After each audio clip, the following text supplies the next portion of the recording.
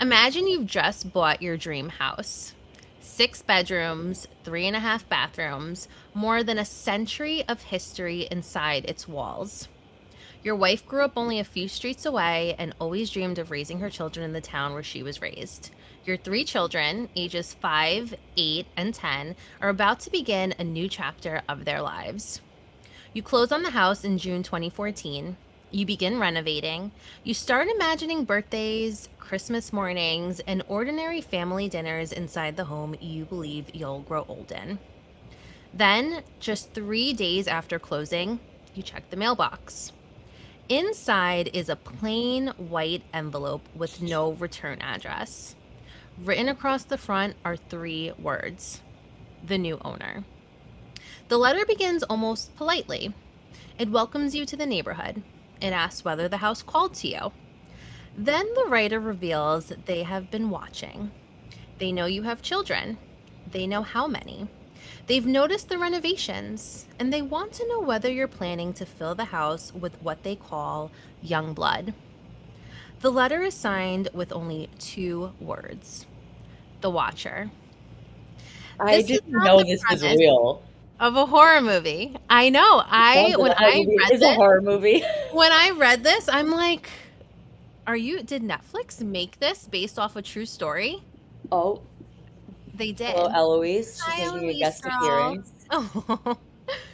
Um, so yeah, this Netflix documentary or this Netflix show, whatever, is actually based on a true story. Granted, the Wow. show is much more dramatic than Of the real thing. course.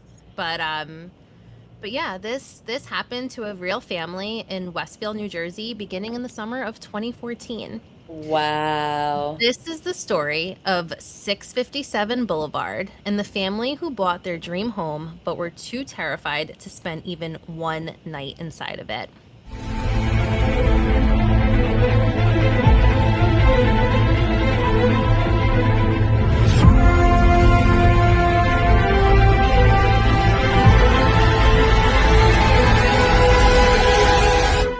Crazy.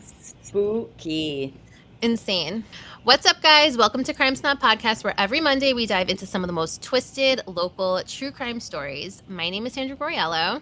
And I'm Alice. And if you are a self-proclaimed crime snob like us, then you are in the right place. This is the story of the Watcher.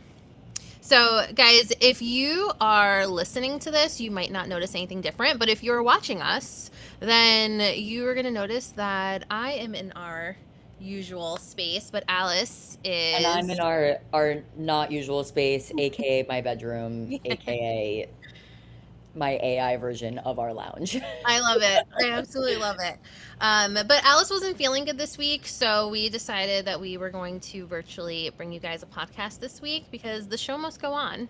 It absolutely must. And if it has to be virtual, then virtual it must be. Then so be it. But honestly, I don't know how many people watch versus listen. So if you guys are listening, then I think the audio should still be the same. If it's not, I'm sorry.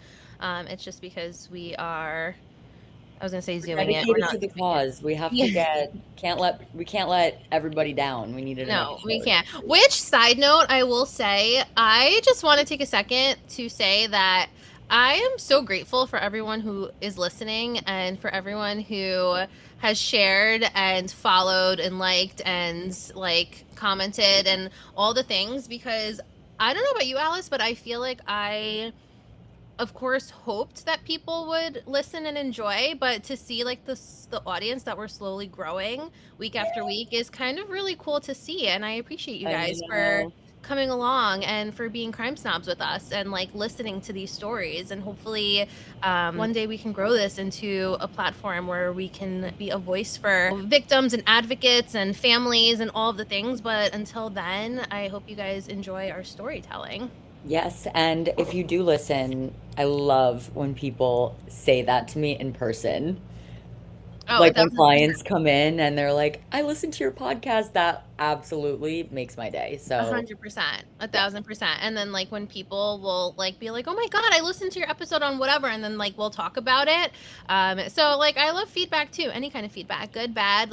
Do you hate that we're so to the point? Do you love that we're so to the point? Do you wish there was more banter back and forth, or do you like that it's kind of straightforward? Like, I want to hear all the things, and hopefully you guys are here to grow with us. Okay, so before we begin, I did just want to throw out there a little disclaimer that today's episode includes discussions of stalking. So, full disclaimer, if that's something that's a little disturbing to you, then maybe today's not, the episode for you.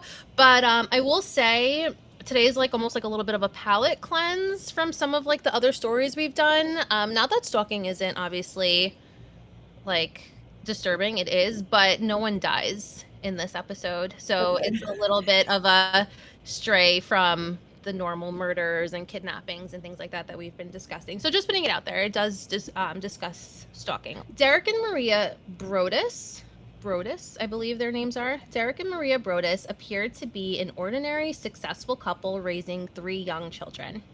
Derek had grown up in Maine and worked his way into a senior position at an insurance company in Manhattan. Maria had grown up in Westfield, New Jersey, a quiet, affluent commuter town roughly 30 miles outside of New York City. For Maria, returning to Westfield was a homecoming. The house the couple chose was only a few streets away from the neighborhood where she had grown up. On June 2nd, 2014, the Broduses closed on the property at 657 Boulevard for exactly $1,355,657. The house was a 6-bedroom Dutch colonial built in 1905. It was large, historic, and located on one of Westfield's most desirable residential streets. The Broduses didn't move in immediately. They planned to complete renovations first, so contractors began working on the house while the family remained elsewhere. Just 3 days after the closing, Derek was at 657 Boulevard late one evening working on the home when, before leaving, he decided to check the mailbox. That was when he found the first letter. The envelope was addressed simply to, quote, the new owner, and the letter began by welcoming the family to the neighborhood and asking how they had ended up at 657 Boulevard. The writer claimed the house had been watched by their family for generations. According to the letter, the writer's grandfather had watched it during the 1920s. Their father had watched it during the 1960s, and now the responsibility had been passed to them, which is really disturbing. Like, what do you mean by that? I have no idea. Watching what? The house, I guess? I don't For even know. what, though? The writer asked whether the Broduses understood the history of the house and what might be hidden inside its walls. Then the focus shifted to the renovations. The watcher claimed to have noticed contractors working at the property and questioned what the family was doing to the house, allegedly stating, quote, I see already that you have flooded 657 Boulevard with contractors so that they can destroy the house as it was supposed to be. Tisk, tisk, tisk. Bad move. You don't want to make 657 Boulevard unhappy. And then the writer mentioned the Broduses' children. The watcher knew that there were 3 of them and referred to them as young blood. The letter suggested that once the writer learned the children's names, they might call to them and draw them toward the house. Which, as a mama bear, you don't mention people's kids. That's like such a How many kids were there? 3? three children. So he's basically saying that he's like, oh, maybe I'll learn their names and maybe I'll call to them and draw them like to the house. Not cool. The watcher also reminded Derek that hundreds of cars passed the home every day.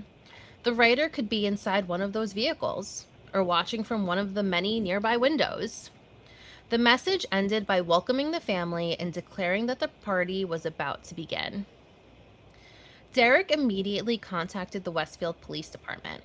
Investigators opened a case and advised the Broduses not to discuss the letters openly around the neighborhood.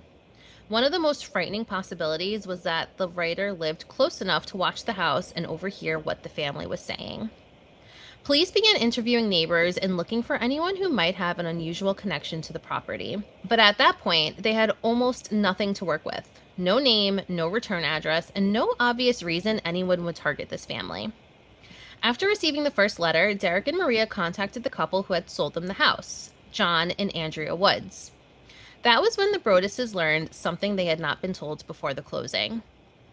The Woods had lived at 657 Boulevard for approximately 23 years without experiencing anything like this.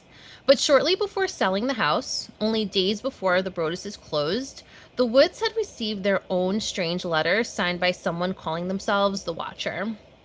According to the Woods, their letter was odd, but not especially threatening.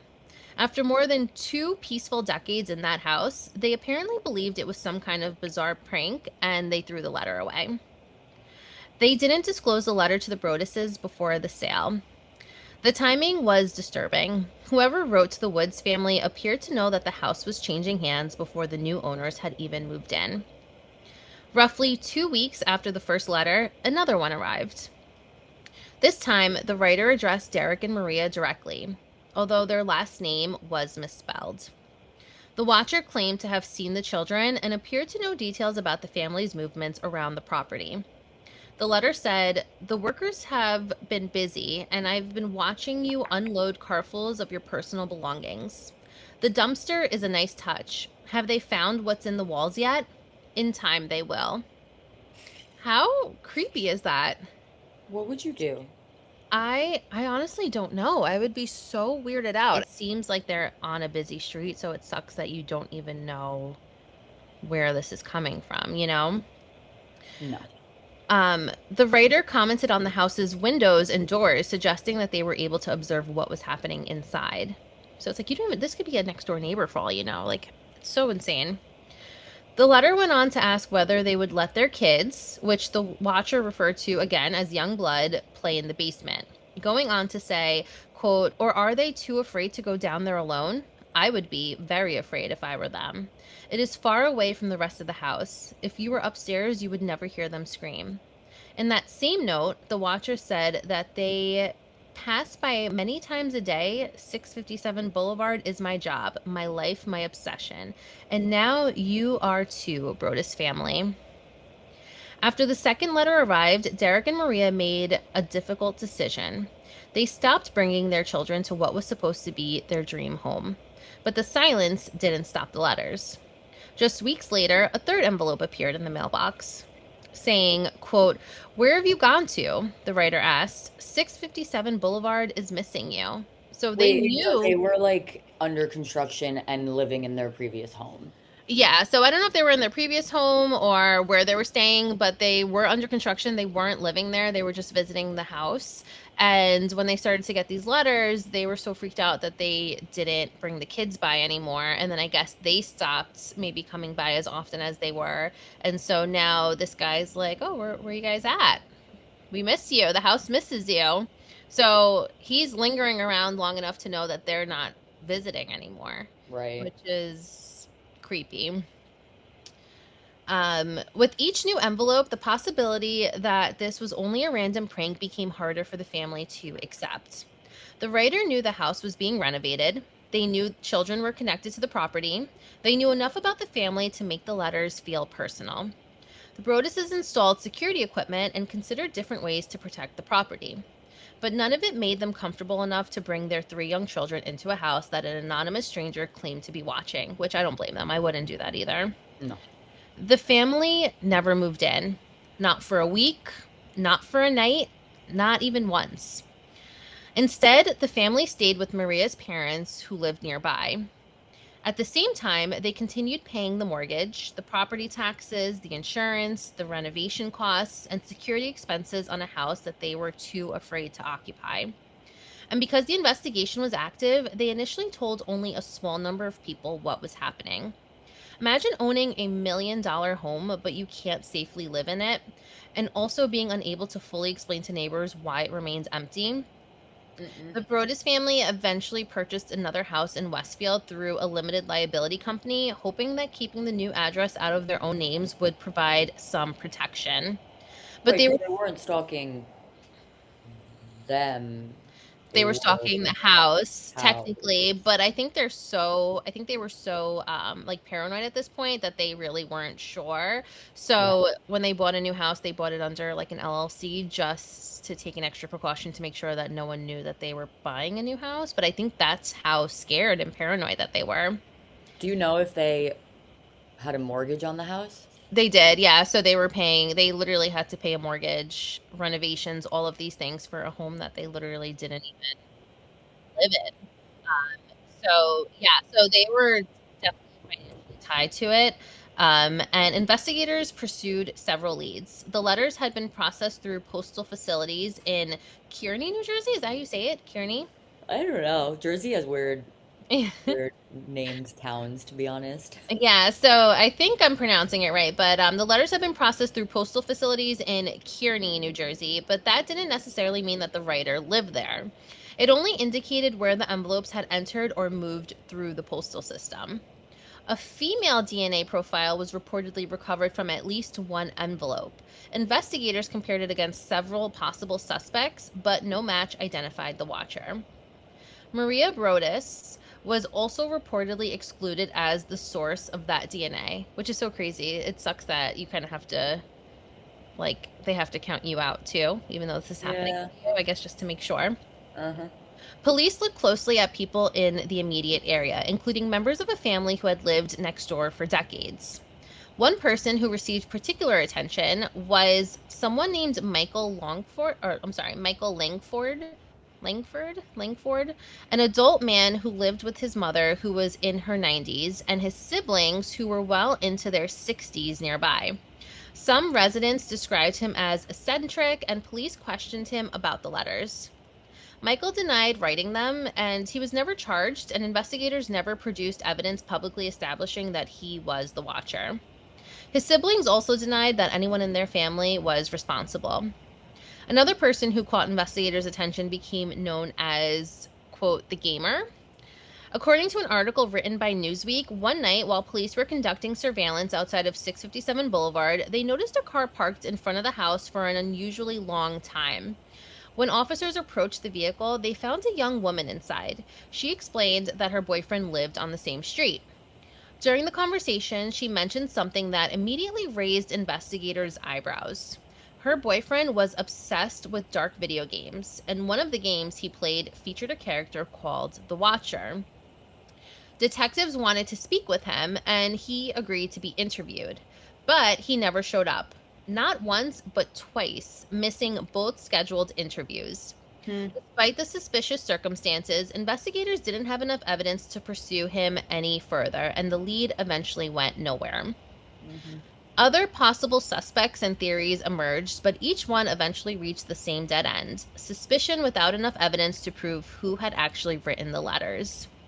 In 2015, the Broduses filed a lawsuit against John and Andrea Woods, the previous owners of the home.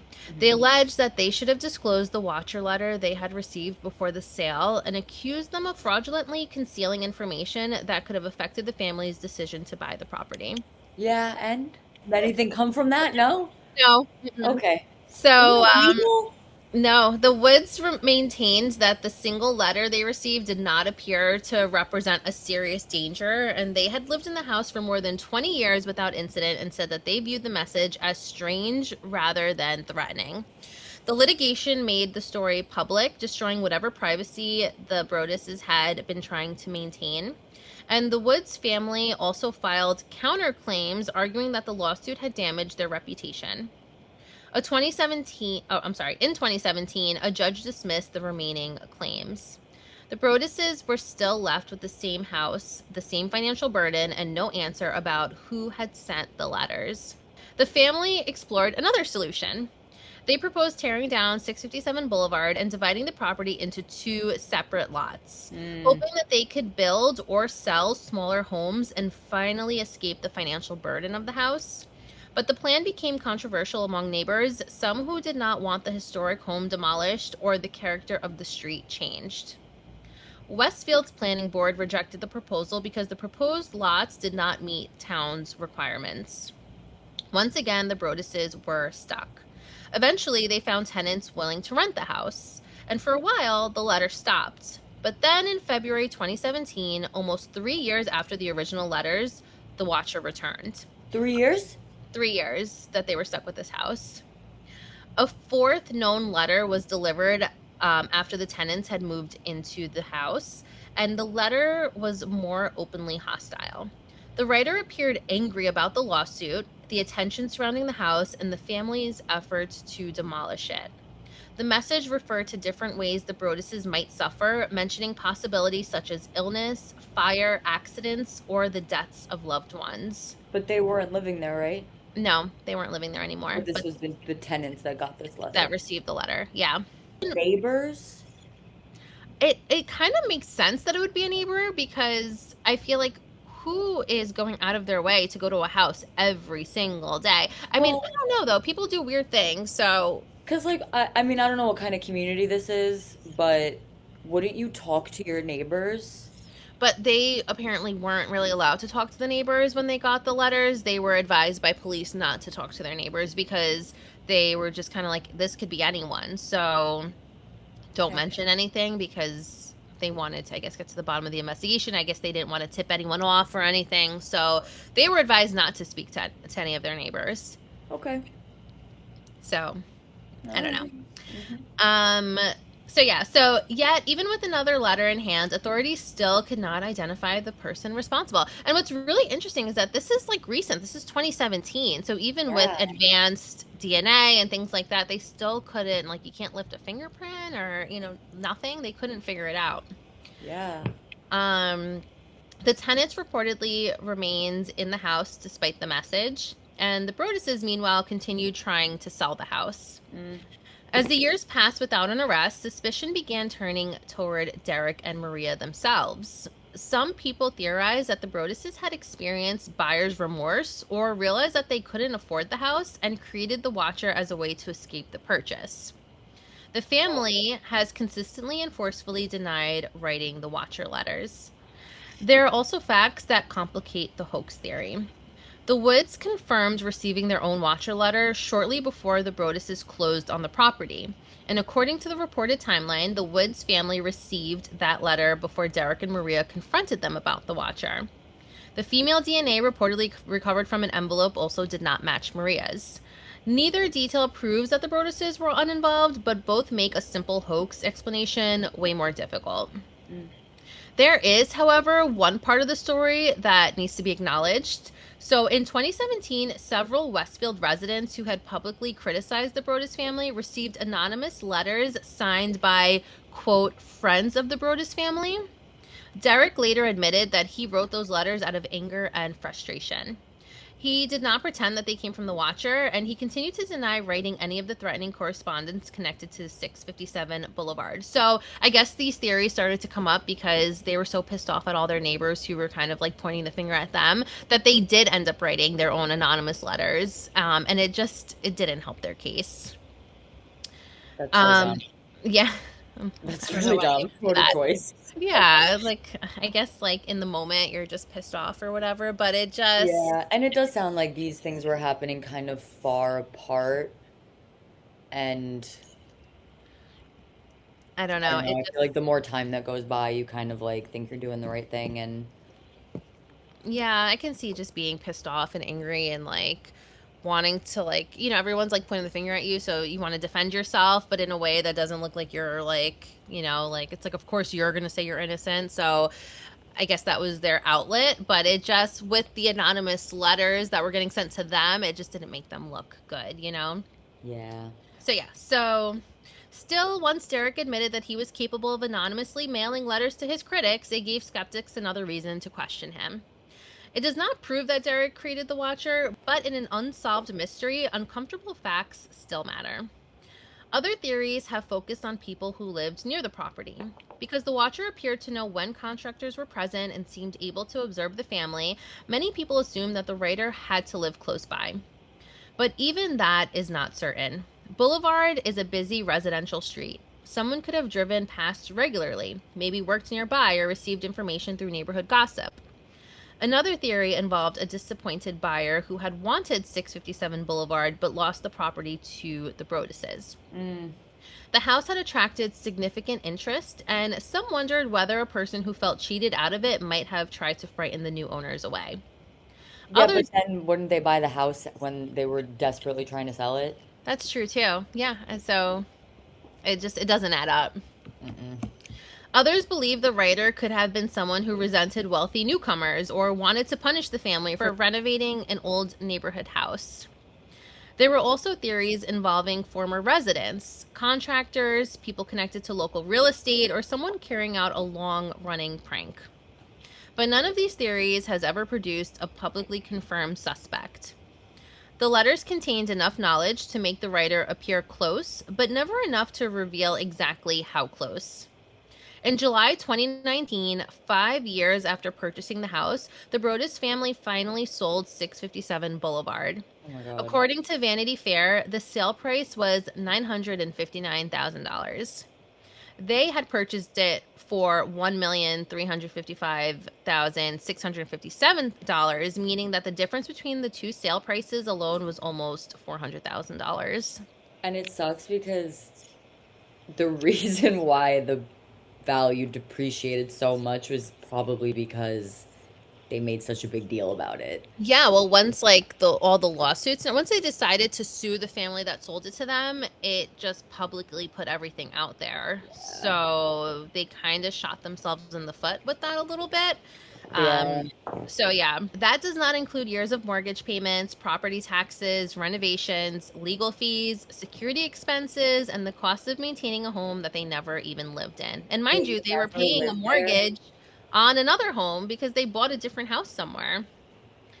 The new owners moved into the property, and no additional watcher letters sent to them have ever been publicly confirmed, if there was any. So it doesn't seem like after they sold the house, there were any letters after that. The mystery appeared to go quiet, but it was never solved. The case reached an enormous national audience after journalist Reeves Weidman published an investigation in New York Magazine in 2018. The article was titled, quote, "The Haunting of a Dream House." Unlike the later television adaptation, the article publicly identified Derek and Maria Brodus and provided a deeply reported examination of the letters, the investigation, and the toll the experience took on the family. Netflix acquired the rights to the story and the article after a competitive bidding process. Hmm. Ryan Murphy and Ian Brennan eventually developed it into the 7 episode series called The Watcher, starring Bobby Cannavale. I don't know if I'm saying that right. And Naomi Watts as Dean and Nora Brannock, fictionalized versions of Derek and Maria. I am terrible with names. I'm sorry if I'm butchering all of these names. Jennifer Coolidge was the realtor in that. Oh, no way. You watched it? Oh yeah. I didn't see it. I have So seen in like the previews for it. show, the Watcher is the neighbors. Oh, Like they show you who's the watcher at the end? like in the end, like it's been a while, so I don't remember the details exactly, but Right. it and I don't think in the show they ever actually found out. I think it like showed us the viewers and You it was find out. inferred that it was actually the entire neighborhood. I don't remember why, but like that's why it seemed like they were always watching because it was everybody. Everyone So was they really watching. were always watching. There was Um, a murder in it. Someone dies, right?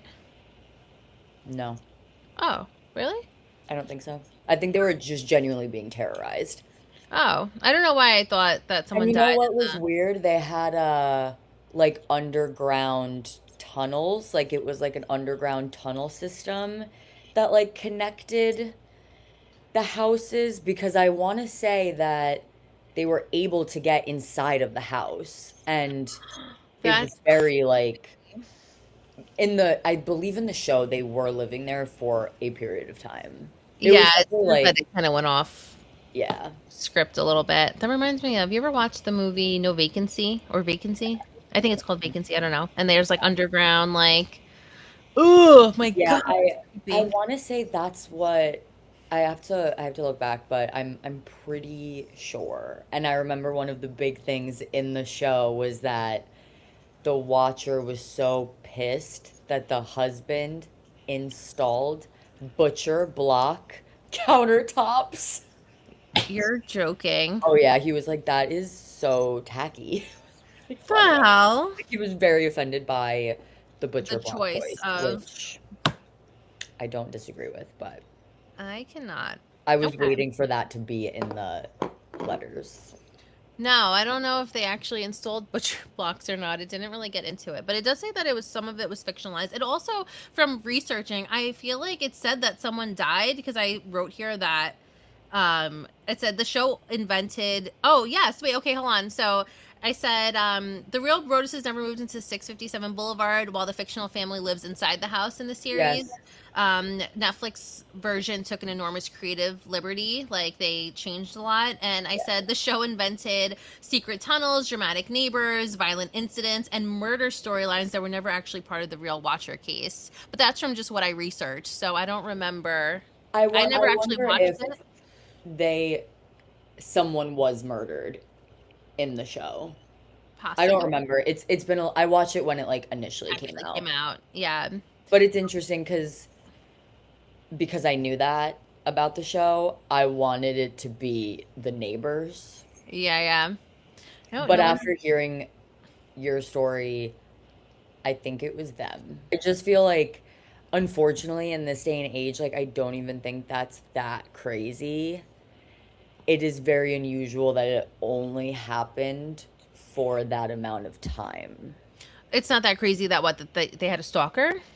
No, that like it was only this family being stalked, and then once they sold the house, the watcher just Oh, like forgot about them, and the weird. previous family, like, yes, got this, like, but it feels either somebody was coming for them, or I think maybe they were doing it themselves. I don't know why, because it does seem like they lost a ton of money in this process.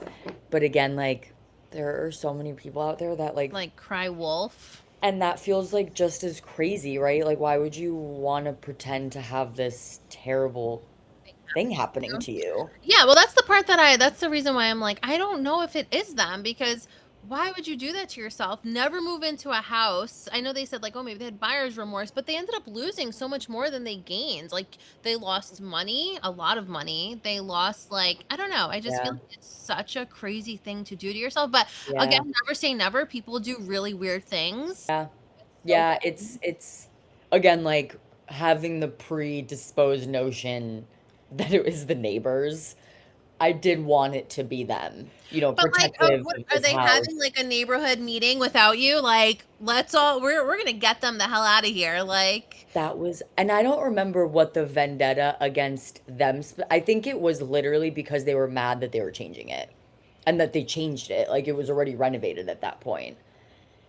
it's just so weird. Who cares that much? I literally I could care less like what my neighbors do. But It's like, just it's so weird. So it's like that's so we all get together to have like these secret meetings and we're like how do we run them out of this neighborhood? But yeah, yeah. so while the letters, the address, and the central mystery were real, much of what happens on screen was created for television. And I think that's what makes the Watcher case so disturbing is that almost nothing actually happened, and yet everything changed. No one broke into the house. No one physically harmed the family. No attacker was caught hiding outside of a window somewhere. There were only letters. But those letters were specific enough to convince two parents that moving their children into the house would be an unacceptable risk. And how could they know the difference between an empty threat or a genuine warning? Mm. The family had money, they had attorneys, they had police involvement. They eventually had national media attention and a major Netflix production telling a version of their story, but yet none of them gave them any answers. None of it allowed them to live inside of the house that they bought, and none of it identified the person who claimed to be watching. Maybe the writer was a neighbor. Maybe it was someone who wanted the house. Maybe it was an elaborate prank that went further than anyone intended. That's totally possible too. Maybe the watcher stopped because the Brodus family finally sold the property. Or maybe the person responsible is still living somewhere near Westfield and still passing by 657 Boulevard without anyone knowing who they are. More than a decade after the first letter appeared, the watcher has still never been publicly identified. And the house is still standing to this day. So, yeah, Who, that does is the anyone live story. in it? Yeah, they sold it, and I think whoever bought it is still there. But also fun fact, I know that this happened in Jersey, but the Netflix show, from what I read, was actually filmed in Rye. So the Watcher house Ah, is a Rye home that they filmed that's in. it was a really nice home. Was it? Oh yeah. Oh, And like that the makes whole sense. neighborhood was Rye like has it was very nice. definitely like giving Westchester for sure. Was it? Yeah. So they filmed it in Rye. I guess I don't know if they scouted how they found it, but yeah, that's in Rye. Also, side note, if you are watching this, my drink looks so disgusting. It's pistachio. I think they have like pistachio butter on it. But It literally looks like you're eating like shit. dirt. Like One of the like two. green and brown. Yeah. No, I'm like I got like a glimpse of it and I'm like that actually looks so fucking disturbing on camera. But it's pistachio butter. It's not. You know what it actually looks like? It looks like you put iced coffee in a dirty cup that had a smoothie in it before. Oh, I thought you were gonna say that was like had old iced coffee in it or No, something. no, no, no, a green smoothie, like, and then you like refilled it with your coffee. No, I'm not that disgusting, I promise. I do love me some pistachios, though. Pistachios are good. I'm All of obsessed. the Dubai chocolate things. I am obsessed. I've jumped on the bandwagon and I am obsessed. But yeah, so that's the story of the Watcher. That's so interesting. It I is. didn't know that that really happened. Me neither. I like so I've never watched the show. Obviously, I mentioned that, but I've heard about it. So when I was like looking up cases, I was like, wow, that's so interesting. I didn't know that this was actually inspired by a true story. You have to watch it. I'm going to go watch it now. Jennifer Coolidge is, I mean, she always is, I've never seen but it before. she just plays the like, she's the realtor. And I don't think there would have been a better person for that role. That's I Being the insane realtor that sells these people this very sick house. I can't wait to. I'm gonna actually go binge it because what is it? 7 episodes? I said. Something like that. It's a quick watch for I sure. love it. I'm gonna go friggin' watch it now. But yeah, so that's The Watcher. I hope you guys enjoyed. And Thanks for sharing. hopefully That was next so week, interesting. I know. And hopefully next week we'll be reunited. We will be reunited. We'll be back in person and not in the fake set that I've created here. I love it though. Mine is I think just, it's kind of cute. it is really cute. Yeah, I think I kept my walls because they are as creepy gets. they're perfect. Like you. And to you too. All right, guys. We will see you next week. I don't ever know how to end these. So, So love you bye. guys. Thanks for listening. Thanks. Bye. Bye.